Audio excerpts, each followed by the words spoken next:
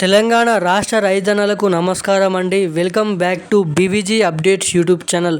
మనకి పెట్టుబడుల సాయం కింద తెలంగాణ రాష్ట్ర వ్యాప్తంగా ఉన్నటువంటి రైతు సోదరులకు ఎకరానికి 6,000 రూపాయల చొప్పున రాష్ట్ర రైతన్నలకు తెలంగాణ రాష్ట్ర ప్రభుత్వం డబ్బులను విడుదల చేయడం అయితే జరిగింది. ఇక ఏకంగా మనకి 4 ఎకరాలకు పైగా ఎవరైతే రైతన్నలు ఎకరాలు కలిగి ఉన్నారో వాళ్ళందరి కోసం తెలంగాణ రాష్ట్ర ప్రభుత్వం 4,000 కోట్ల రూపాయల డబ్బులు అనేది విడుదల చేసేందుకు సిద్ధంగా ఉన్నట్లయితే మనకి అప్డేట్ విడుదల చేయడం అయితే జరిగింది తెలంగాణ రాష్ట్ర ప్రభుత్వం. ఇక మంత్రి తుమ్మల నాగేశ్వరరావు గారు మాట్లాడుతూ కూడా రాష్ట్ర రైతన్నలకు అన్యాయం చేకూర్చే విధంగా మేమైతే పరికరిస్తలేము.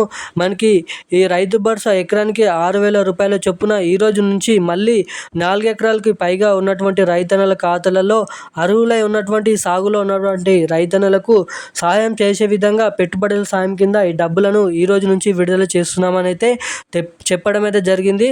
ఇక మనకి ఈరోజు 22 జిల్లాలలో రైతన్నలకి రైతు భరోసా కింద ఎకరానికి 6,000 రూపాయలు బ్యాంక్ ఖాతాల వారీగా పంపిణీ చేస్తామని అయితే చెప్పడం అయితే జరిగింది.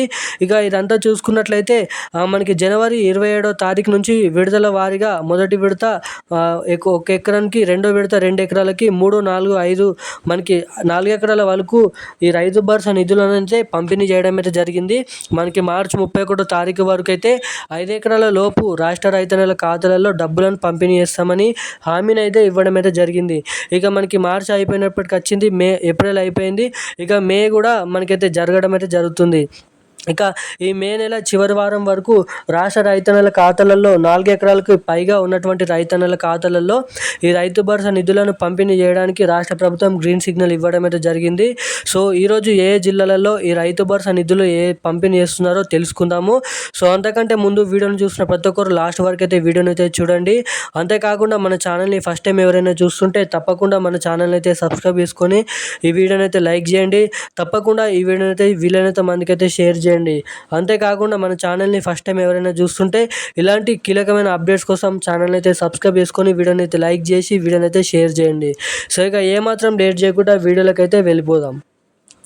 తెలంగాణలో ఉన్నటువంటి రాష్ట్ర రైతన్నల ఖాతాలలో ఈ రోజు నుండి మళ్ళీ 4 ఎకరాలకు పైగా ఉన్నటువంటి రైతన్నల ఖాతాలలో డబ్బులను విడుదల చేస్తూ ఉత్తర్వులు జారీ చేయడం అయితే జరిగింది తెలంగాణ ముఖ్యమంత్రి సీఎం రేవంత్ రెడ్డి గారు.